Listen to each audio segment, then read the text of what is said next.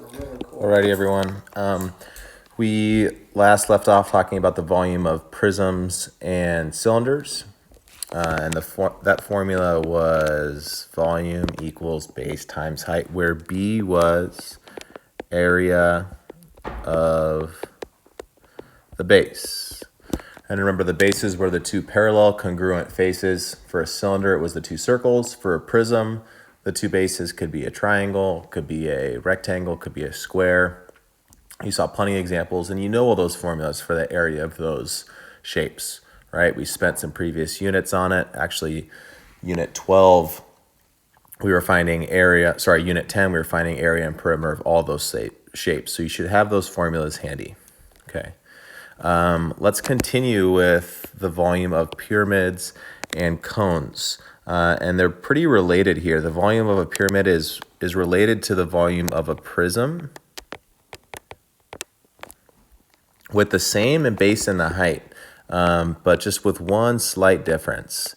And the way we're going to highlight that difference is if we take, and I'm going to take this image right here, and this is a GeoGebra activity that you guys can find on Schoology if you'd like. Let me just refresh this page here.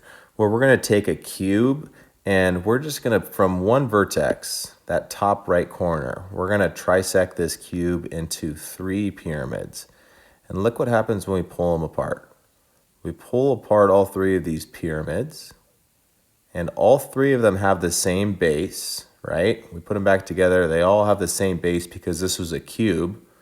All the faces are the same.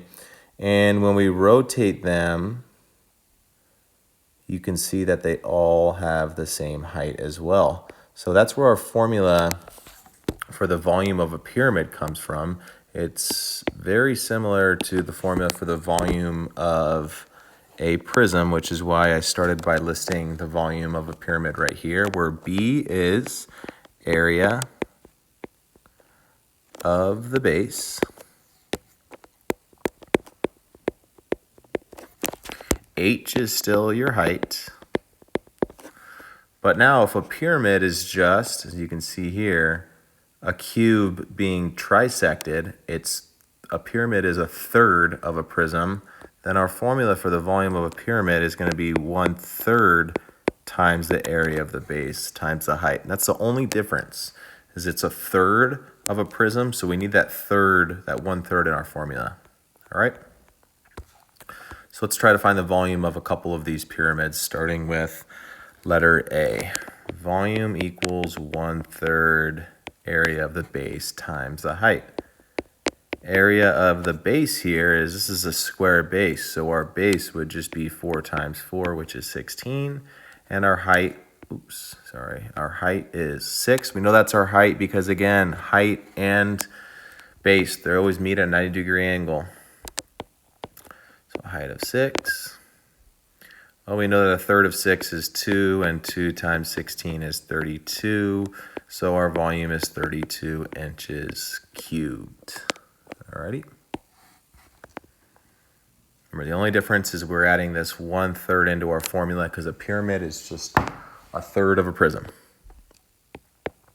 All right, let's try example C together, and then I'll let you guys do B and D on your own, and you can check your answers in a sec. For C, same thing. We actually have another square pyramid. It's a square pyramid because the base is a square. All the side lengths are the same. 1/3 B times H.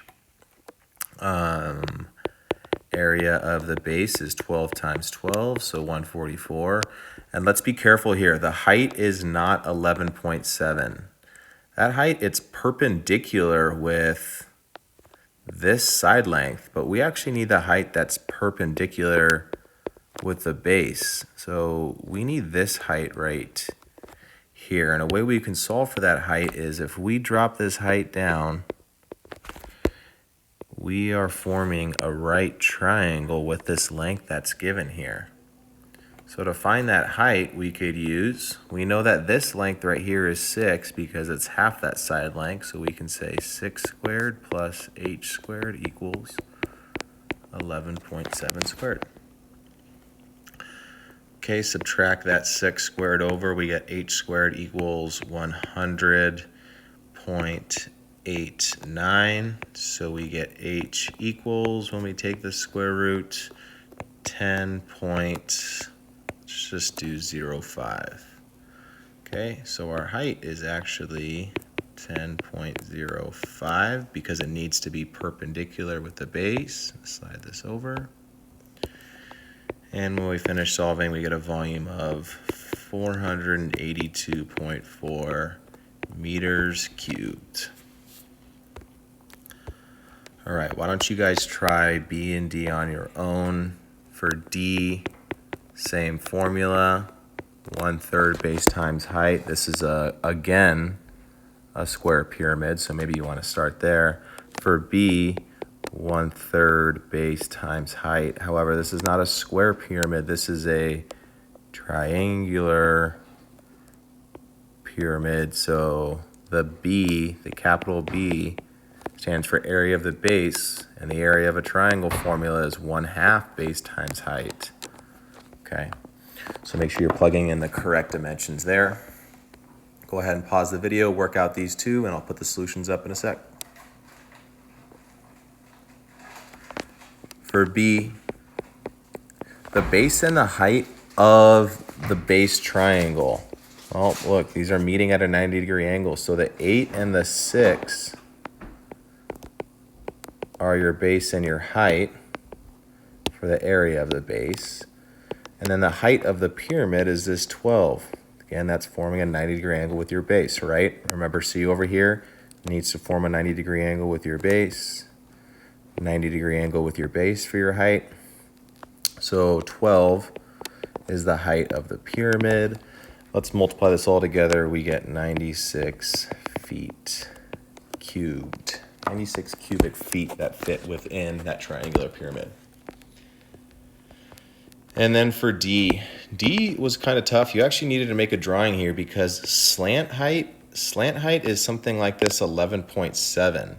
So you needed to make another right triangle where if this is our slant height, we want to know what this height is of our pyramid because it needs to be perpendicular with the base. And if the edge lengths are 12, like we had over here, that means half of our 12, our 6, would be this length forming that right triangle to solve for our height. And then again, use Pythagorean theorem, 100 squared equals h squared plus 6 squared.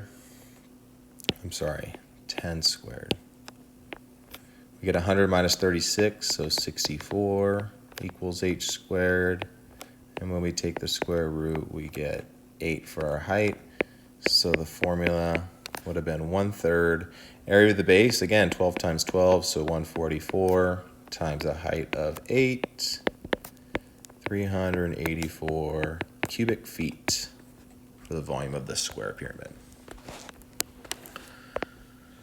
Alrighty, moving on to talk about cones. Cones are very similar, just like the volume formula for a pyramid is directly related to that of a prism.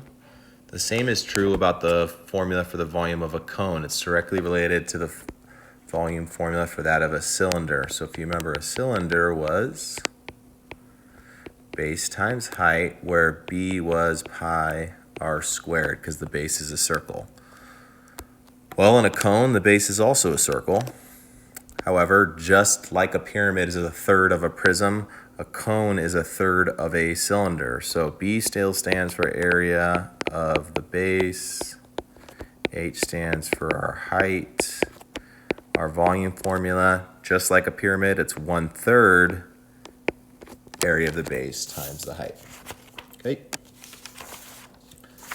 So let's go ahead and solve A together, and then you can try B on your own.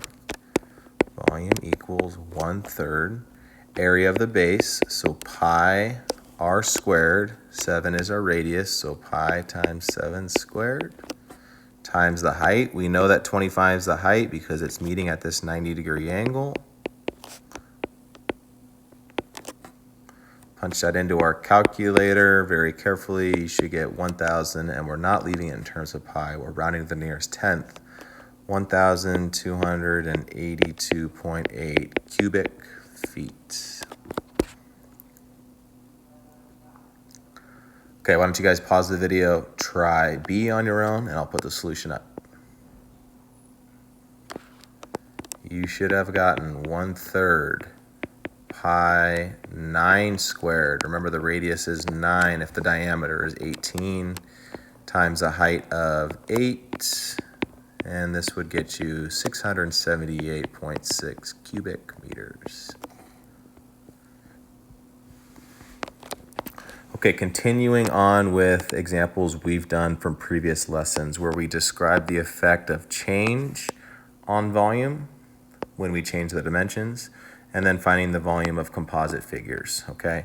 So I'm gonna do example A on both of these together, and then I'm gonna let you pause the video, work through B on both, and that'll be it for this lesson. Just adding 1/3 into our formula for the volume of cones and pyramids. Remember, start by finding the volume, change the dimensions, and then compare the two.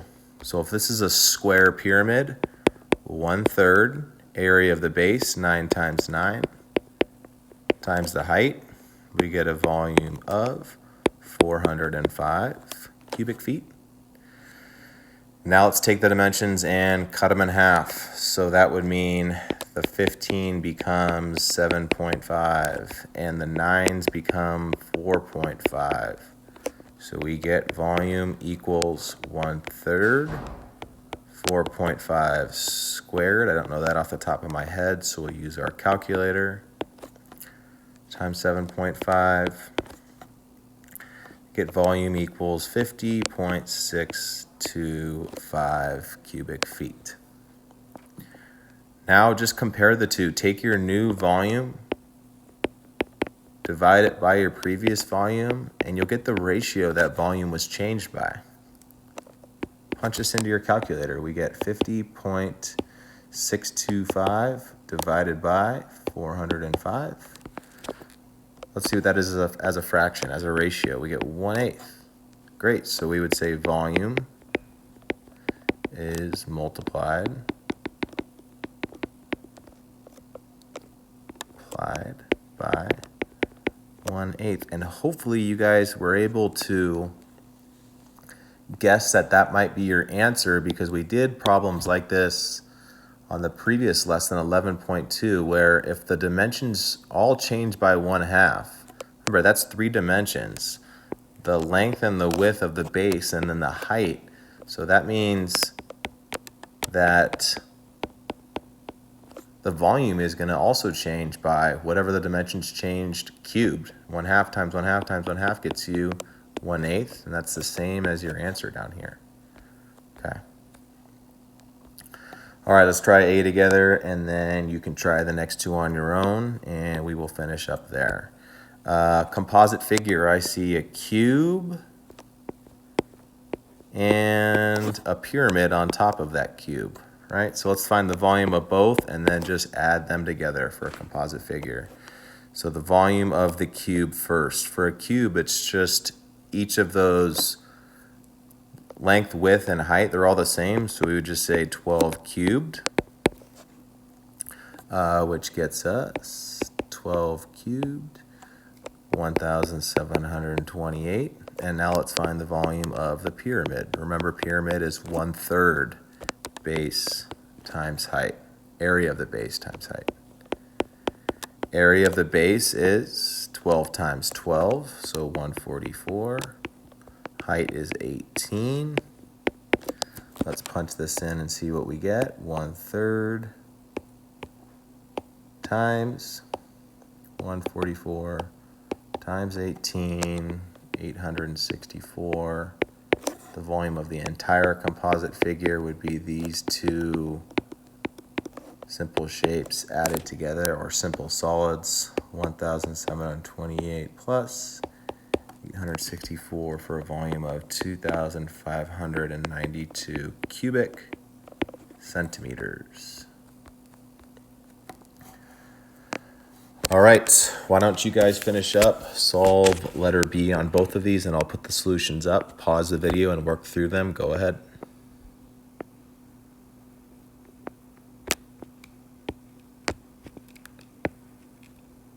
All right, for example B, the original volume would have been 25 pi. After tripling the dimensions,